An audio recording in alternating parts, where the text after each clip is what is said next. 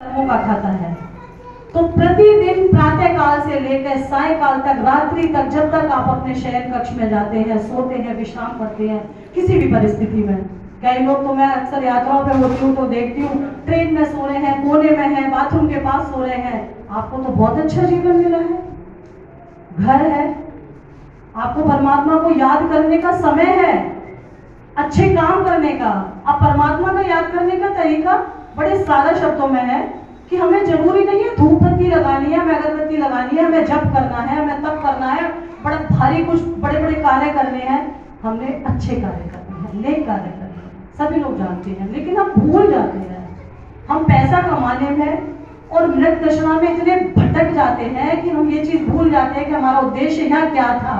हम केवल पापा बन के आए थे, उसके बाद हम तमाम रिश्तों में बन गए, हम बच्चा बन के आए थे, हम तमाम रिश्तों में हो गए और हमें एक ही लालसा थी कि मेरा बच्चा विदेश चला जाए, मेरे पे कोठी हो जाए, मेरे पे ये हो जाए।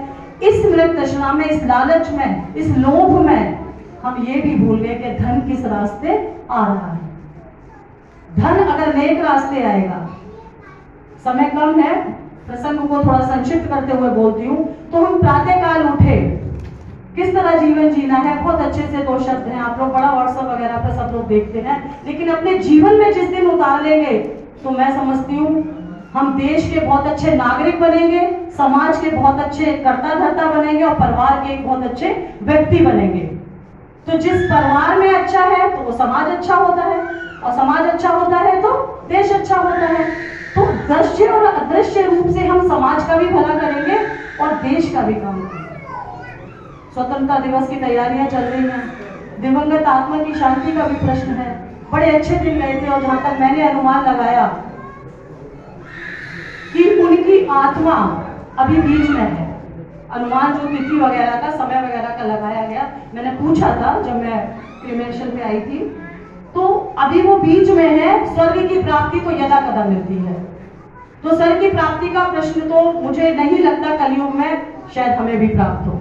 तो इसके लिए हमें सुबह प्रातः से क्या करना है, सुबह उठेंगे, ध्यान करेंगे, प्रभु तुमने कल की जो रात मेरी बीती बड़ी सुंदर थी, तुमने आज सवेरा दिया बड़ा सुंदर दिया है, हे नाथ आज मुझे आज्ञा दे कि मुझे क्या करना है, मुझे कहाँ जाना है, नौकरी पर जाना है, कहीं पे किसी जॉब पर जाना है किसी को, तो परमात्मा का ध्यान करके जाएंगे। कैसे जाएंगे? ये पैर तूने दिए हैं, ये हाथ भी तूने दिए हैं, तो ले जाने वाला भी तू ही है। जब ऐसा भाव मन में आ जाएगा कि सब कुछ तू ही करा रहा है, तो आपसे गलत कर्म कभी होगा ही नहीं। और हमेशा ये बोलेंगे, ये सोचेंगे, ऐसा करेंगे कि हे नाथ, भैया ने कहा कि स्वच्छंदता स्वतंत्रता आपके पास है, कर्म करने की स्वच्छंदता हमारे पास है, तो हमारा ये मस्तिष्क भी हमारे पास है। इस मस्तिष्क में ही कुविचार, अच्छे विचार, सब तरह के विचार आते हैं। तो वो विचारों को आपने आगे लाना है। कौन से विचारों को? जिससे हमें सत्कर्म करने का प्रेरणा मिले, हम ऐसे लोगों से मिले, ऐसे रास्ते जाए, ऐसी कमाई का साधन हमारा हो, कमाई भी पवित्र हो जाएगी। आप करके देखिए, तो कमाई जब पवित्र होगी तो हमने प्रभु से कहा कि प्रभु मुझे ऐसा अवसर देना, ऐसी नौकरी देना जहाँ तेरा मैं ध्यान करता रहूं, तेरा गुणगान करता रहूं। तो उससे आने वाली जो कमाई होगी, ये बहुत अनुभव की बातें हैं।